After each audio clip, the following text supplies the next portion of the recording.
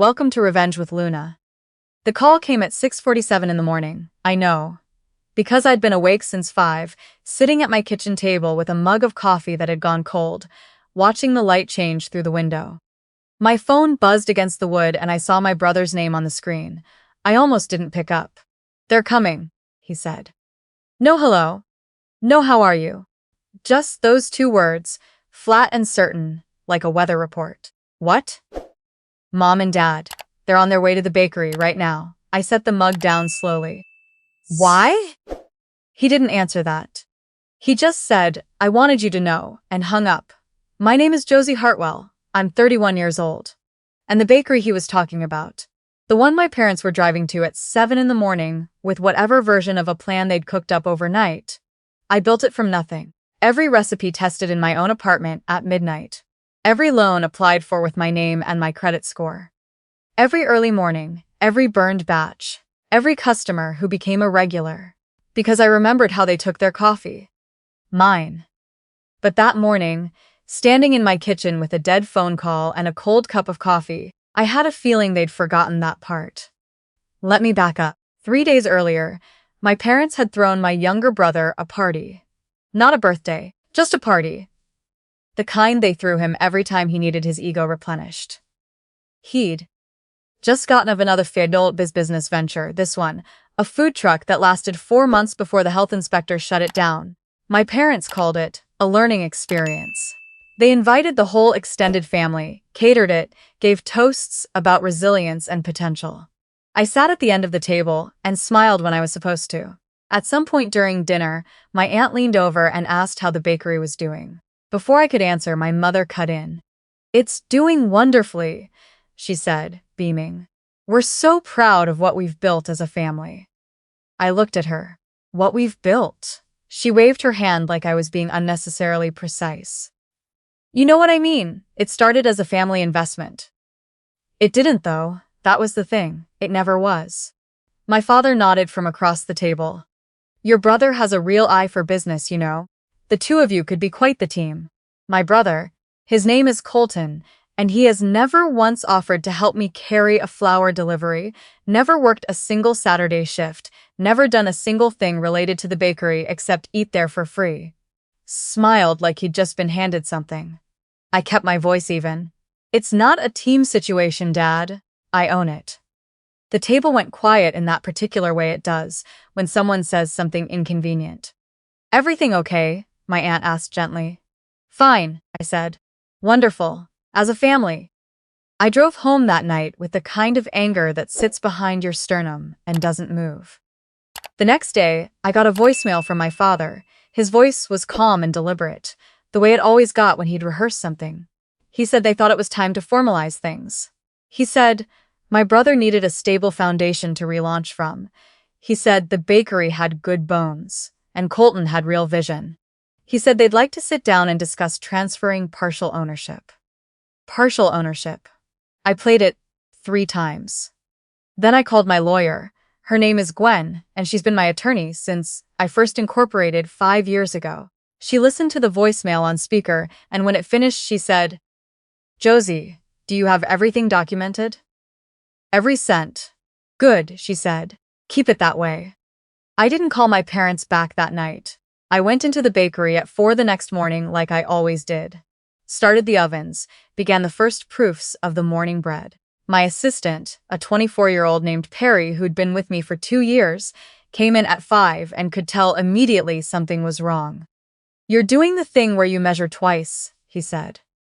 "I always measure twice. You measured that one 4 times. I told him what happened. He handed me a spatula and said, "You want me to be here when they show up?"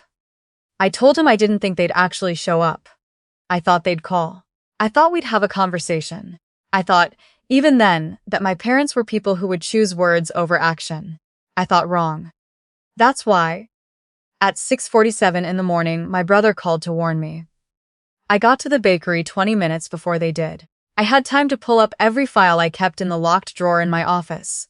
The original business plan, the loan documents, 3 years of tax filings, the LLC registration, the lease in my name, every expense report going back to the first week.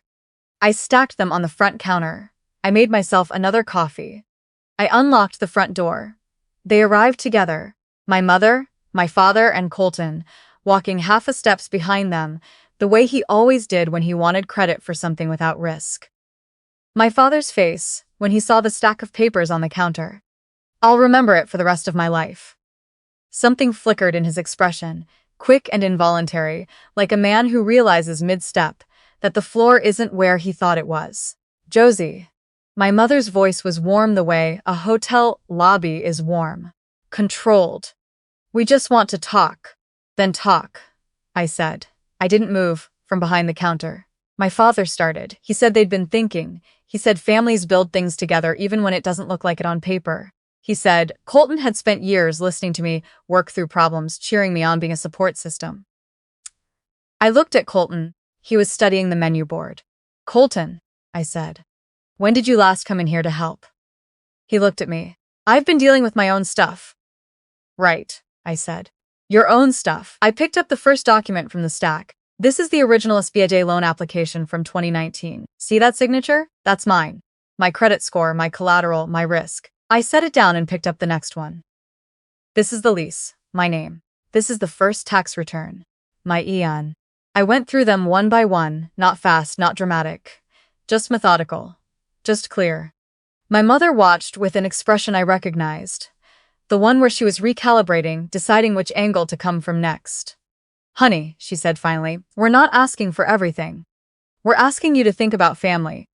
I do think about family, I said. I've been thinking about family since the day I used my savings to start this place, and no one offered me a single dollar. I folded my hands on top of the stack. I also think about the fact that Dad's medical bills in 2021. I paid $14,000 of those.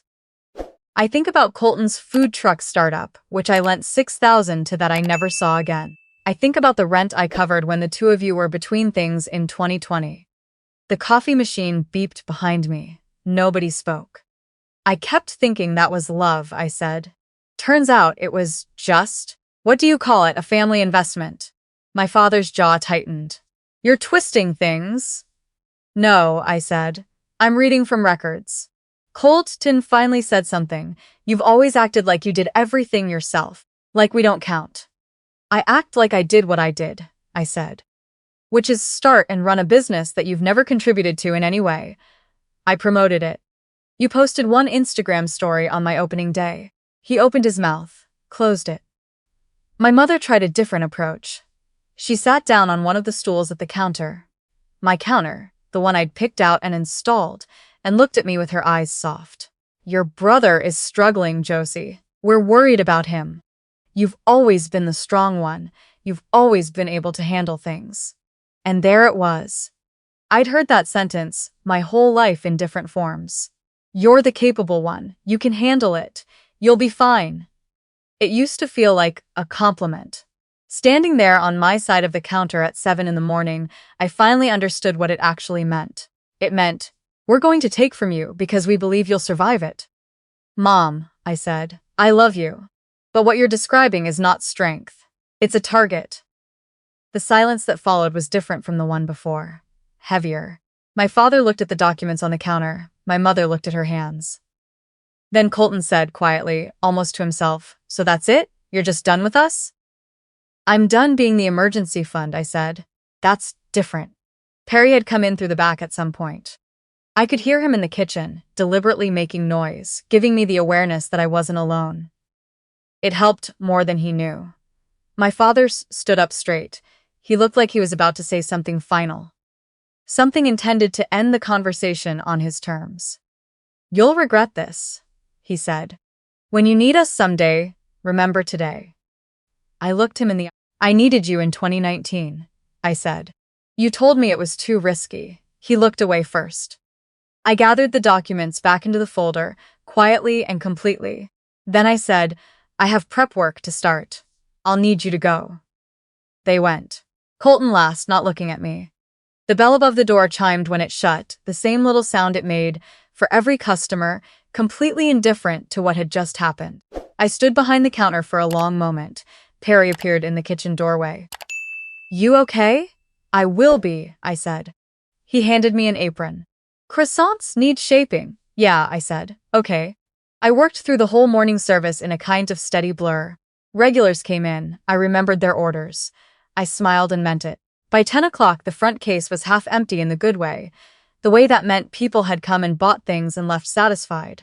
I refilled the coffee station and wiped down the counter and tried not to think too hard about anything. The texts started around noon. My mother first. Josie, I hope you know we only came because we care about the future of this business. Then my father. We should talk when you've calmed down. Then Colton, which surprised me. I didn't know Dad was going to say all that. For what it's worth, I read that one twice. Set my phone face down on my desk. My friend Diane called in the afternoon. We'd known each other since culinary school and she had her own catering business across town. She could hear it in my voice within 30 seconds. Tell me, she said. I told her. She was quiet for a moment. Then she said, you know what kills me? It's that they waited until it worked. They didn't show up when you were failing. They showed up now. That hit something I hadn't been able to name all day. Yeah, I said. That's not family wanting to be involved, she said. That's family wanting a return on an investment they never made. I stood outside the back door of the bakery while we talked, in the narrow alley where the delivery trucks came, the smell of warm bread drifting out through the vent. The city hummed past the end of the alley. A pigeon walked in a very determined circle near the dumpster. What are you going to do? Diane asked. What I've been doing, I said. She laughed, short and warm. Good answer. The following days were quieter than I expected.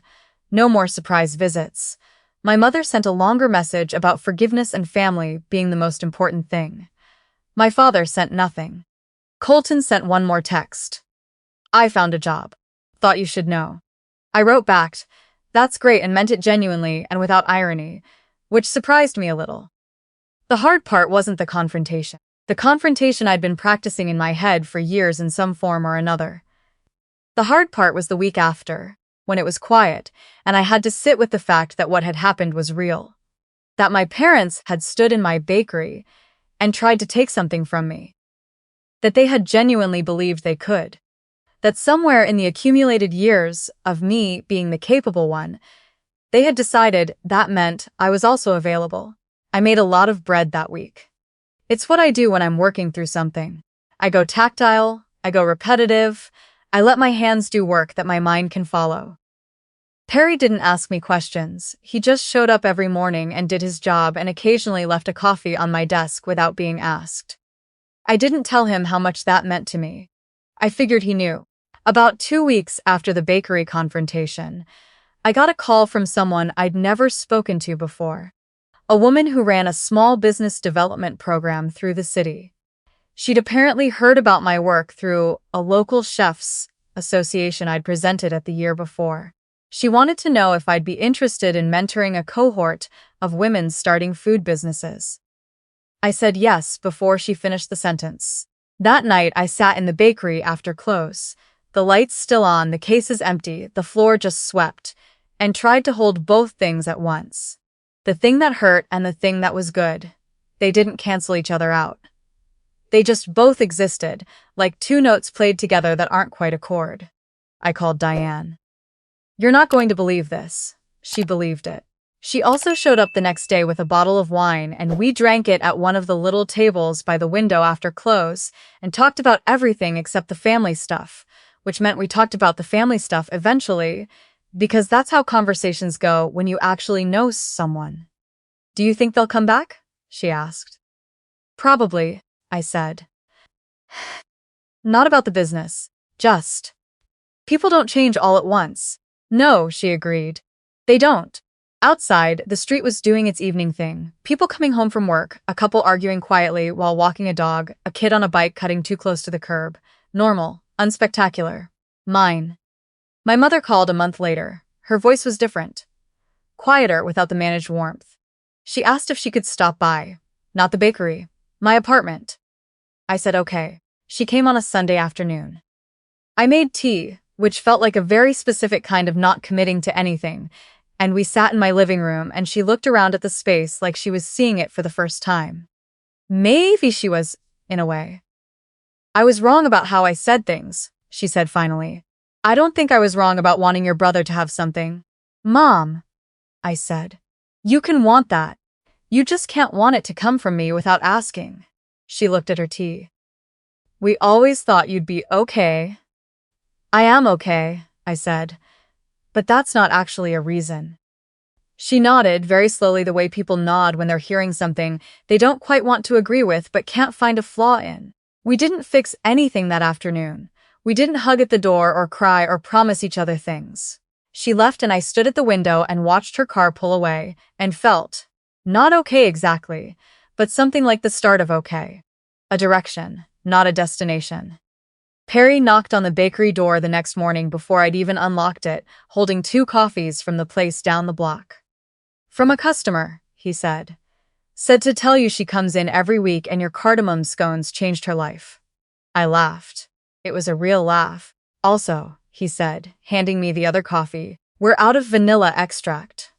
I know, I said. I ordered more. We went inside. The ovens were already warm. The morning was starting the way mornings start, without asking whether you're ready, without waiting to see if you'd resolved everything cleanly. Just, here is the work. Here is the day. Here is what you built. I tied my apron and got to it. There's a version of this story where I ended up with a perfect relationship with my family, repaired and renewed. Everyone understanding each other. I don't have that version. What I have is messier and truer. A mother who calls sometimes, a father who doesn't much, a brother who got the job and seems to be keeping it. A bakery that is mine in every document and in every way that matters. A friend who shows up with wine when it counts. An assistant who doesn't ask too many questions and leaves coffee on my desk. And the knowledge, finally, solidly, without doubt, that being the strong one was never the gift they made it sound like. It was a role I played because no one else would. The moment I stopped playing it, I found out what was actually mine. That turned out to be enough. More than enough. It turned out to be everything.